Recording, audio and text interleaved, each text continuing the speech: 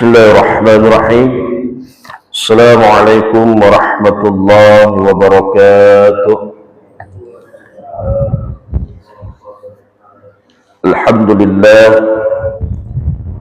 Alhamdulillahilladzi khalaqal mauta wal hayata liyabluwakum ayyukum ahsanu amala.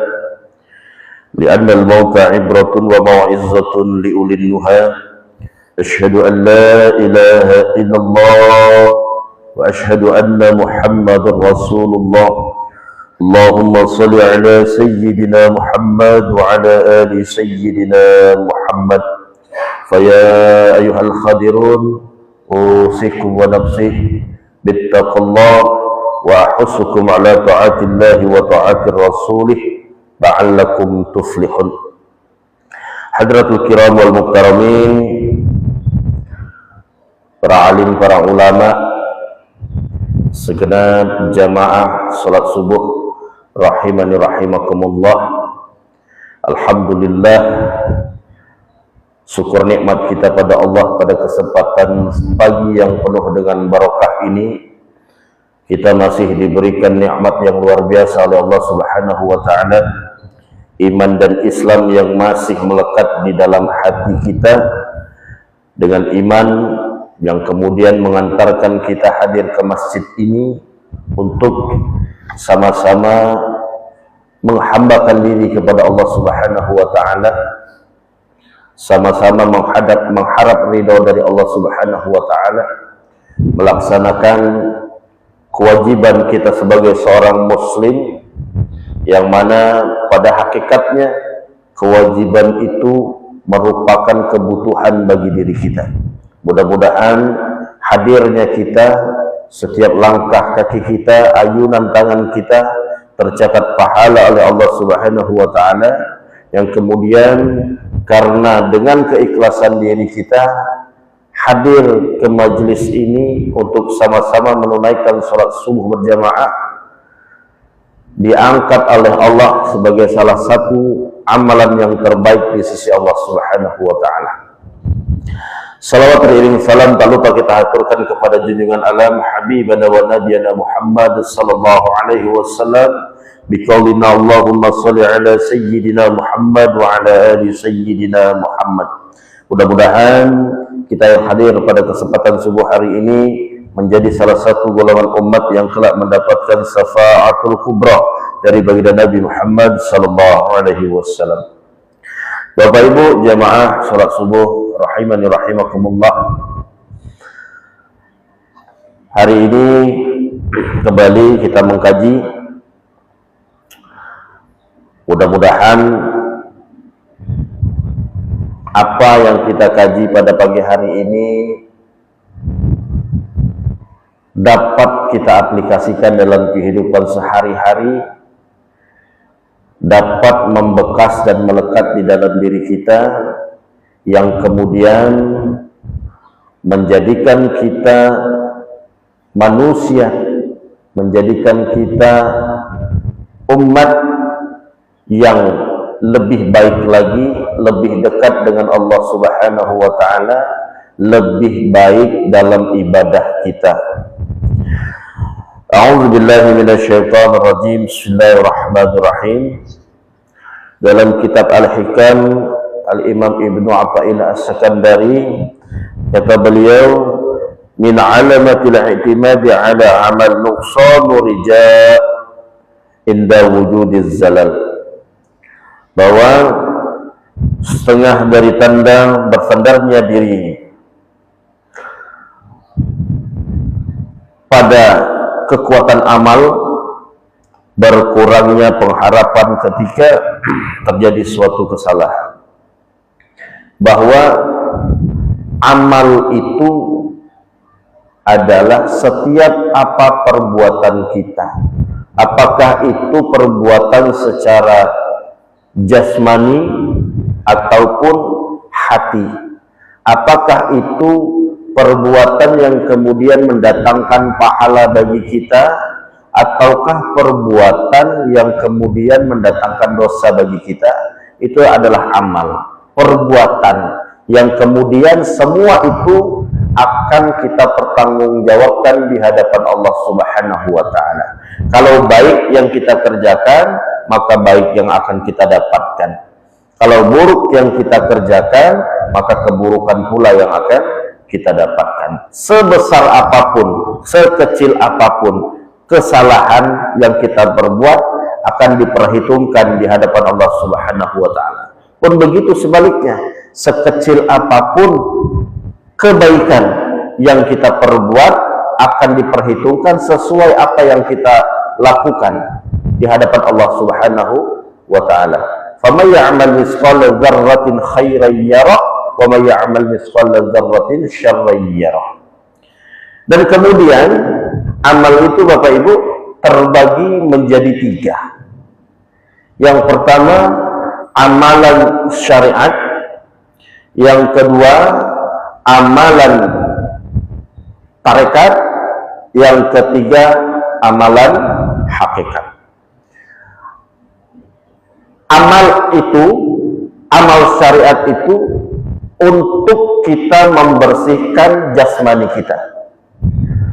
Amal syariat li islahil jawari, wa amalu tarekat li islahil qalbu, wa amalu hakikat li islahil arwah, untuk membersihkan ruh. Kalau tarekat itu untuk membersihkan hati kita, hakikat itu untuk membersihkan ruh kita, yang kemudian syariat untuk membersihkan jasmani kita. Apa saja itu amalan syariat? Amalan syariat itu, ya ini sholat kita ini yang baru saja kita laksanakan.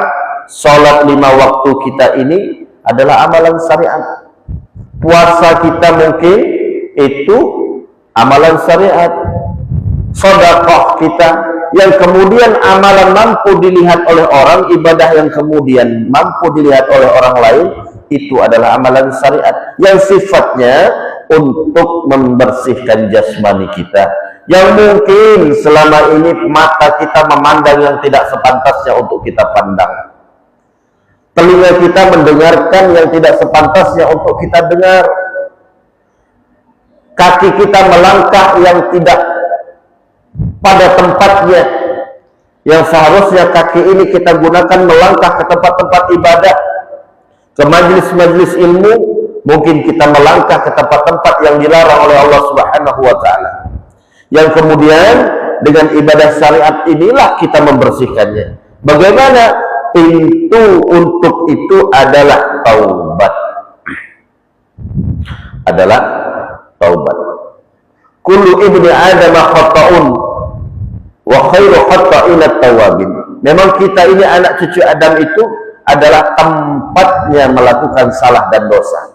Tapi sebaik-baik orang yang berdosa adalah mereka yang bertaubat. Ya, adalah mereka yang bertaubat. Dan amalan syariat ini pun terbagi menjadi 3. Yang ini pertama tadi adalah taubat. Ya, setelah kita taubat, bagaimana kemudian caranya? Cukup kita mandi taubat. Habis setelah mandi, kita bentangkan sajadah, kita melaksanakan sholat taubat 2 rakaat. Insya Allah selama itu kesalahan kita, berdosa kita kepada Allah, sujud kita 2 rakaat, sholat taubat diampuni oleh Allah Subhanahu wa Ta'ala. Tapi kalau kesalahan kita sama orang, ya minta maaf dulu. Sebelum kita minta ampun, minta maaf sama orang yang kita buat salah itu, ya belum diampuni dosanya. Kalau sama Allah mudah, cukup bertobat saja, sholat taubat 2 rakaat, maka diampuni oleh Allah Subhanahu wa Ta'ala. Setelah kita bertobat, kita menggunakan pakaian itu untuk melaksanakan sholat. Pakaian itu adalah sholat kita, itu adalah pakaian kita, Pak. Ya, sholat itu adalah pakaian dari Rasulullah, adalah sholat itu adalah pakaian kita. Ketika hari ini kita meninggalkan sholat, ketika hari ini kita lalai dengan sholat yang diwajibkan kepada kita, sama halnya pada hakikatnya kita menelanjangi diri kita di hadapan Allah dan Rasulullah. Mungkin sesama makhluk melihat kita berpakaian tertutup aurat kita, Tapi pada sejatinya kita telah menelanjangi diri kita di hadapan Allah dan Rasulullah ketika kita meninggalkan sholat. Maka sholat ini kan gerbang utama dalam kita beribadah kepada Allah Subhanahu wa Ta'ala. Ya, yang semuanya itu dilandasi dengan rasa takwa. Nah, itu. Yang pertama tadi taubat, syariat ini agama ibadah syariat. Yang kedua takwa. Dalam bahasa takwa itu takut. Dengan rasa takut itulah yang kemudian takut kepada Allah, yang kemudian mengantarkan kita untuk beribadah kepada Allah Subhanahu wa Ta'ala. Kita kerjakan sholat, kita kerjakan puasa, kita kerjakan sedekah. Ya mungkin selama ini kita jauh dari hal-hal yang demikian. Kita lalai akan ibadah yang diperintahkan oleh Allah Subhanahu wa Ta'ala, risalah yang dibawa oleh baginda Nabi Muhammad sallallahu alaihi wasallam. Ya kemudian setelah kita bertobat, kita tanamkan rasa takwa di dalamnya. Setelah takwa itu kita perbaiki, ibadah itu kita perbaiki, maka harus dikerjakan dengan istiqomah. Istiqomah terus, jangan hari ini sholat subuh, nanti zuhur tak sholat, zuhur sholat, nanti maghrib dia tak sholat. Banyak seperti itu. Hari ini datang ke masjid, subuhnya, nanti zuhurnya tak datang ke masjid, maghribnya ke masjid. Kalau maghrib di masjid mana-mana Pak ya Ustaz, di mana-mana ramai kalau maghrib. Isya-nya mulai berkurang, subuh apalagi. Keistiqomahan itu yang belum betul-betul tertanam dalam diri kita. Maka ibadah itu lakukan dengan sungguh-sungguh, lakukan dengan istiqomah. Yang pertama syariat. Lalu yang kedua ada yang namanya tarekat. Wa amalu tarekat islahil qalbi, untuk membersihkan hati kita. Ibadah syariat kita, sholat kita itu tak mampu membersihkan kalbu kita, Pak. Kenapa? Karena pada hakikatnya masih banyak orang-orang yang melaksanakan sholat 5 waktu, tapi dia masih sombong. Banyak orang yang melaksanakan sholat hanya untuk menunaikan kewajibannya, yang kemudian menggugurkan kewajibannya kepada Allah Subhanahu wa Ta'ala. Hanya sebatas penggugur kewajiban, bukan berangkat dari keikhlasan, bukan. Masih banyak orang yang datang sholat itu, masih banyak orang yang sedekah itu, masih banyak orang yang berpuasa itu karena riya. Tak mampu membersihkan kalbunya. Lalu bagaimana untuk membersihkan kalbu itu? Zikrullah. Alladzina amanu tatma'innu qulubuhum ala bizikrillah. Ala bizikrillah tatma'innul qulub. Tenang hati kita dengan berzikir. Bersih hati kita dengan berzikir. Ya. Lalu bagaimana kaifiatnya? Ikhlas dengan segala apa yang diberikan oleh Allah Subhanahu wa Ta'ala. Belajar ikhlas itu memang sulit. Kadang-kadang kita selalu menyalahkan keadaan, ya, menyalahkan atas ujian yang diberikan oleh Allah Subhanahu wa Ta'ala. Ya Allah, kenapa begini? Kurang rasa syukur kita. Kalau rasa ikhlas itu tidak ada, semuanya sudah kurang. Kalau ikhlasnya sudah kurang, sabarnya akan ikut kurang. Syukurnya lebih-lebih lagi kurang. Kita selalu menyalahkan keadaan, menyalahkan ujian yang diberikan oleh Allah Subhanahu wa Ta'ala. Sebenarnya dan sesungguhnya semua yang terjadi di dalam diri kita ini, apakah yang telah terjadi, yang sedang terjadi, dan yang akan terjadi nanti dalam hidup kita atau perjalanan hidup kita, yang itu sudah tercatat di Lauhul Mahfuz. Kenapa Allah uji kita? Semata-mata hanya untuk melihat di antara kita siapa yang amalnya paling baik. Alladzi khalaqal mauta wal hayata liyabluwakum ayyukum ahsanu amala. Yang memberikan hidup dan mati itu semata-mata untuk menguji kita ahsanu amala. Siapa yang amalnya yang paling baik? Bukan siapa yang jabatannya paling tinggi, bukan siapa yang paling kaya, bukan siapa yang rumahnya paling besar, bukan siapa yang mobilnya paling banyak, bukan. Tapi siapa di antara kita yang amalnya yang paling baik? Siapa di antara kita yang paling dekat dengan Allah? Itu yang kemudian hari ini kita masih banyak keluar dari zona itu. Kita masih sering menyalahkan keadaan. Kita menyalahkan apa yang diberikan sama Allah. Padahal kita yang salah dalam menjawab ujian yang diberikan oleh Allah Subhanahu wa Ta'ala. Pak, kita ujian di sekolah itu, guru memberikan kita soal ujian itu sudah ada jawabannya. Begitupun Allah memberikan ujian kepada kita, sudah ada jawabannya. Tinggal kita yang salah dalam menjawab ujian itu, yang kemudian mungkin sampai hari ini kita tidak mampu keluar dari ujian yang Allah berikan, masih dengan cara yang sama, masih dengan pola pikir yang sama. Kalau hari ini susah, Allah uji kita dengan ekonomi sulit.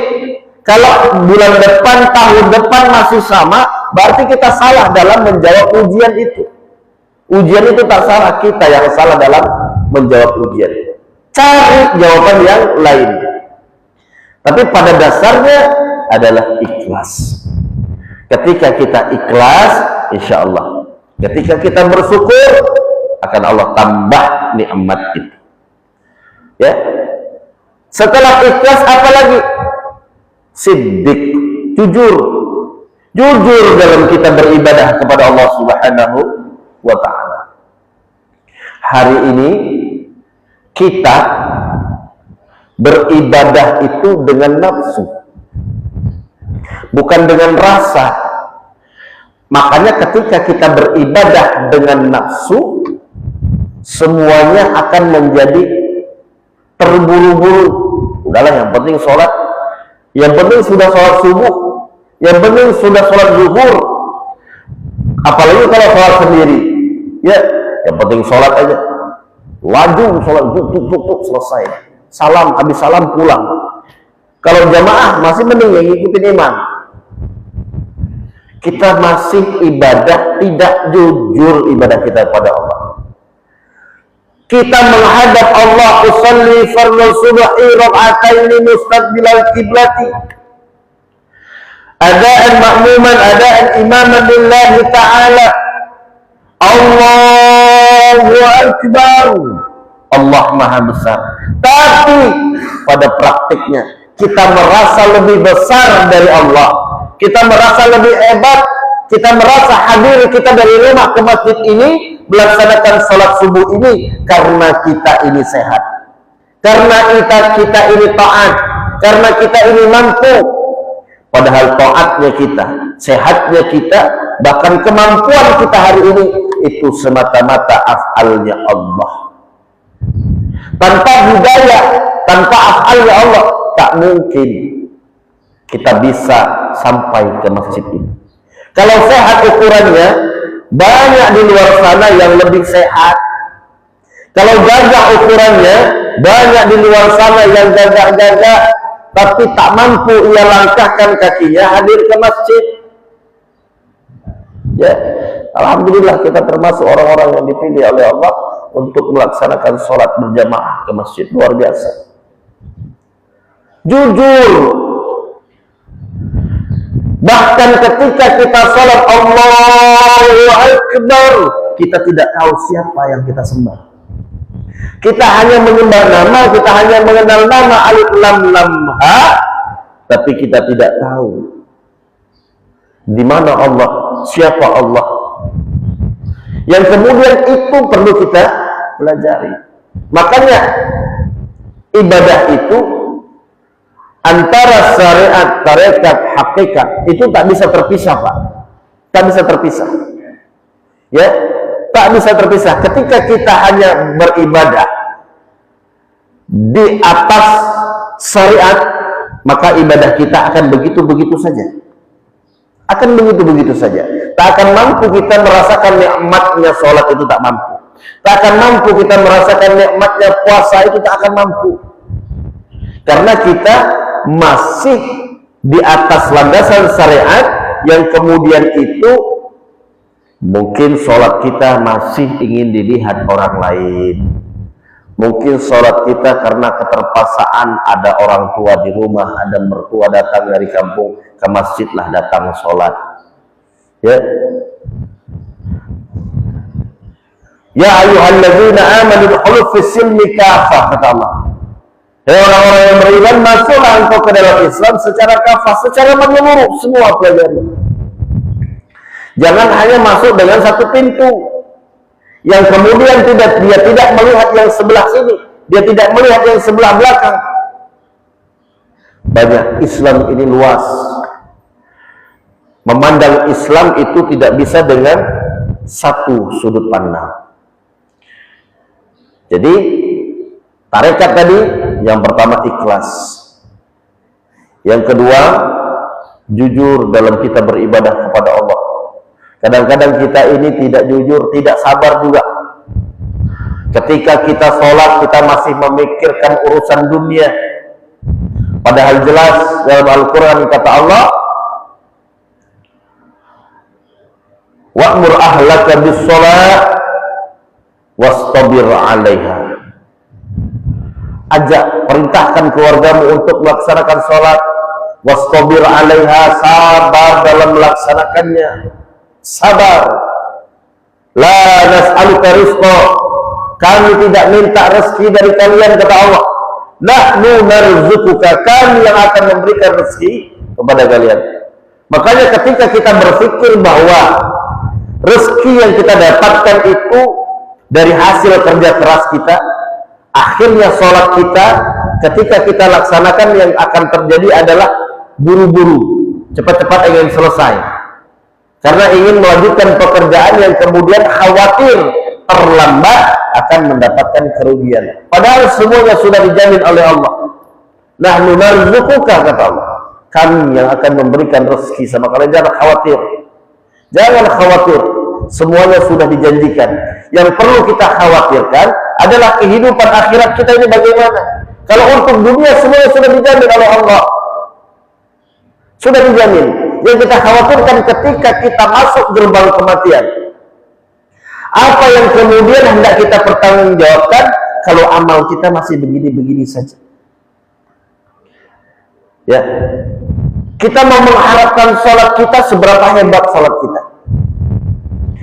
Kita mau mengharapkan puasa kita seberapa hebat puasa kita. Uang puasa kita hari ini hanya masih sebatas menahan lapar dan dahaga saja. Tapi hati kita, pikiran kita tidak ikut berpuasa. Ya, tangan kita tidak ikut berpuasa, mata kita tidak ikut berpuasa. Yang puasa cuma lambung saja. Haus ditahan, lapar ditahan, tapi yang lain tidak ikut. Apakah itu yang kemudian akan kita bawa sebagai bekal?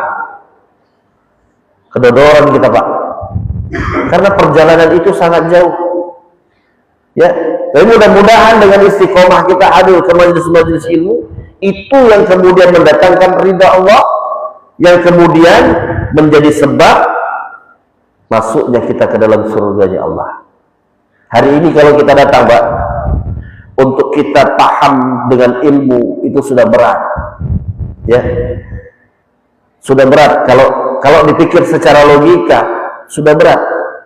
Dengan pekerjaan yang begitu menumpuk, dengan usia yang sekarang, yang kemudian kalau kita mengikut perkembangan teknologi, orang-orang sekarang sudah pakai OS 7, kita masih pakai Pentium 2, Ustaz. Bagaimana? Loading lambat, syukur-syukur tak error. Jangan harapkan lagi, yang penting barokah yang kita harapkan dari Allah Subhanahu wa Ta'ala. Sudah kita ikhlas, sudah kita jujur, baru di situ tumakninah, tenang. Baru kita dapatkan ketenangan. Ya, dengan zikir tadi. Dengan zikir. Dan zikir itu tidak zikir itu seperti kita minum obat lah. Ada dosisnya. Obat itu ada dosisnya. Siapa yang memberikan dosis? Dokter. Zikir itu pun ada dosisnya. Siapa yang memberikan dosis itu? Guru kita. Oh, ini sekian, 1000, ini 100, ya. Ini 1000, ini 500, ini 100. Guru kita yang memberikan dosis itu. Kalau di dalam dunia tarekat disebut dengan mursyid. Pelajari itu, perlu kita untuk itu. Jangan sembarangan berzikir. Nanti yang timbul adalah halusinasi yang dia dapat ketika dia berzikir, belajar dengan panduan buku, dengan panduan sekarang ini Syekh YouTubiah itu, ya, Syekh Al-Googliyah, tahu dari mana ini? Boleh sekedar referensi, tapi itu menjadikan patokan jangan, karena kita tidak bisa tabayun. Maka boleh lihat ceramah di YouTube, boleh, bagus, silakan. Melihat referensi di YouTube, boleh, silakan. Karena itu menambah referensi kita. Tapi jangan itu dijadikan patokan utuh. Kenapa? Karena kita tidak bisa tabayun ketika ada permasalahan yang tidak kita pahami, kita mau nanya siapa? Makanya itu perlu ada guru. Kemudian tumakninah tadi, tenang. Ya Tuhan nafsul mutmainnah, irji'i ila rabbiki radiyatan mardiyah, fadkhuli fi ibadi wa dkhuli jannati. Wahai jiwa-jiwa yang tenang, mutmainnah, irji'i ila rabbiki radiyatan mardiyah, kembalilah engkau kepada Tuhanmu dalam keadaan ridho dan diridhai. Fadkhuli fi ibadi wa dkhuli jannati, sini masuk ke dalam surgaku, kata Allah. Ya, jiwa-jiwa yang tenang. Artinya itu kita sudah berada di ibadah amal tarekat. Paling tidak ketika kita diwafatkan oleh Allah, kita ada di nafsul mutmainnah, ya, di nafsul mutmainnah, insyaallah. Lalu yang ketiga ada amal hakikat. Wa amalu haqiqah li islahil ruh, untuk membersihkan ruh kita. Fa nafa'na fiha min ruhina, kata Allah, dan kami tiupkan sebagian ruh di kiri ruh kita masing-masing ini, ya, ruhnya Allah. Kalau nurnya itu dari nur Muhammad. Rasulullah diciptakan dari nurnya Allah. Kita diciptakan dari nurnya Muhammad, yang kemudian nur itu ditiupkan ruhnya Allah. Hari ini yang kita bawa. Kemudian bagaimana ketika ruh ini diambil sama yang empunya ruh, apakah dia akan kembali dalam keadaan baik? Apakah dia kembali dalam keadaan bersih? Atau sebaliknya? Apakah ketika kita diwafatkan itu dalam keadaan husnul khotimah? Apakah ketika kita diwafatkan oleh Allah dalam keadaan lebih baik iman kita terhadap Allah, lebih baik amal kita terhadap Allah Subhanahu wa ta'ala? Apakah ketika kita diwafatkan oleh Allah kita dalam keadaan lebih dekat hari ini?